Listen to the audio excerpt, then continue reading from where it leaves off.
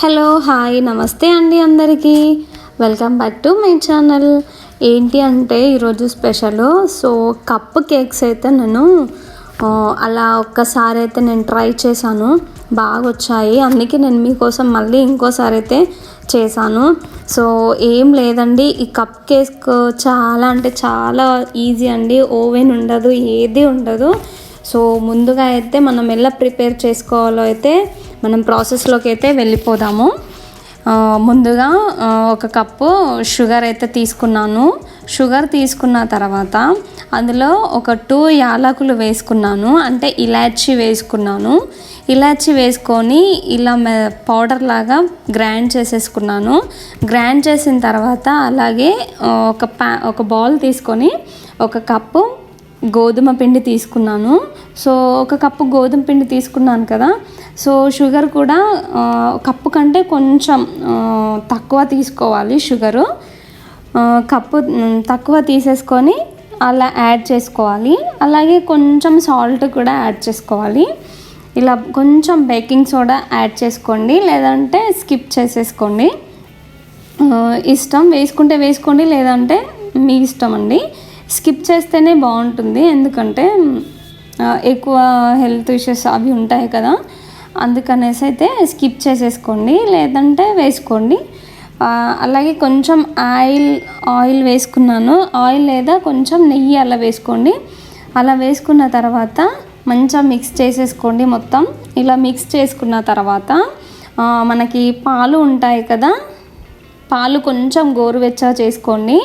గోరువెచ్చగా చేసుకున్న తర్వాత ఇలా అయితే మొత్తం ఉండలు లేకుండా అయితే స్మూత్గా కలిపేసుకోండి. చూడండి, ఇక్కడ నేను కలుపుతున్నాను కదా, ఇదే విధంగా అయితే మనము ఇంత స్మూత్గా అయితే మనం కలిపేసుకోవాలి.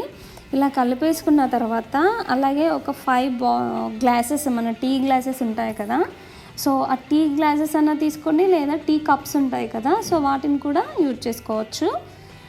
ఈ విధంగా అయితే నేను ఆయిల్ వేసేసుకున్నాను. 5 కప్పులలో ఆయిల్ యాడ్ చేసుకున్న తర్వాత ఇలా బ్రష్ ఉంటుంది కదా, ఆ బ్రష్తో ఆయిల్ని మొత్తం ఇలా రౌండప్ చేసేయండి, పట్టించండి గ్లాస్కి.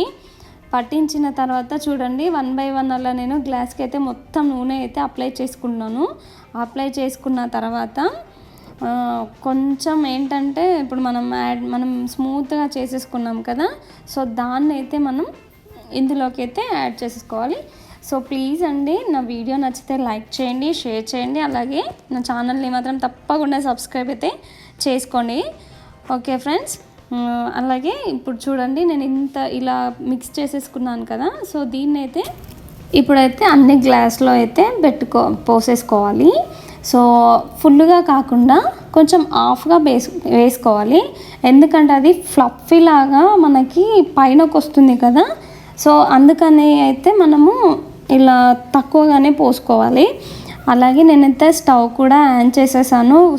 మనకి ఓవెన్ అవసరం లేకుండా ఇలా ప్రెషర్ కుక్కర్ ఉంటుంది కదా, వీటిలో కూడా మనకైతే కప్ కేక్ని అయితే చేసుకోవచ్చండి. ఓవెన్ లేదని బాధపడకుండా మనం ఇలా ఇట్లా కుక్కర్లో మనం కప్ కేక్ చేసుకొని తింటే ఆ అనుభూతే వేరు కదా మనకి. అందుకనైతే నేను ప్లేట్ పెట్టేసుకొని కొంచెం హీట్ చేశాను. హీట్ చేసిన తర్వాత అలాగే ఈ కప్స్ ఉన్నాయి కదా, ఆ కప్ని అయితే 1 by 1 అలా రౌండప్గా పెట్టేసుకున్నాను. చూడండి, ఈ విధంగా అయితే రౌండప్గా పెట్టేసుకున్నాను కదా. చూడండి, ఇక్కడైతే మెయిన్ ఏంటి అంటే మనకి ఇక్కడ విజిల్ పెడతాం కదా, ఆ విజిల్ని మాత్రం అస్సలు పెట్టకూడదు. ఎందుకంటే మనకి విజిల్ రావడం వల్ల, అంటే మనకి మాడు అలా పెట్టుకోవడం వలన మనకి మాడు స్మెల్ వస్తుంది అనేసి, అందుకే పెట్టొద్దు అని అంటారు. ఏంటంటే చూడండి, చాలా ఎంత బాగా ఫ్లఫీగా వచ్చాయో. ఈ విధంగా అయితే మనం చేసుకోవచ్చు ఓవెన్ లేకుండా.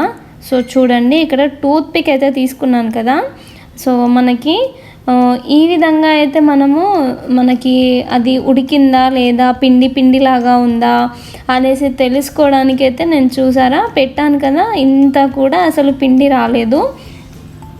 మంచిగా బేక్ అయింది కదా, మంచిగా ఉడికిపోయింది, ఫ్లఫీగా వచ్చింది.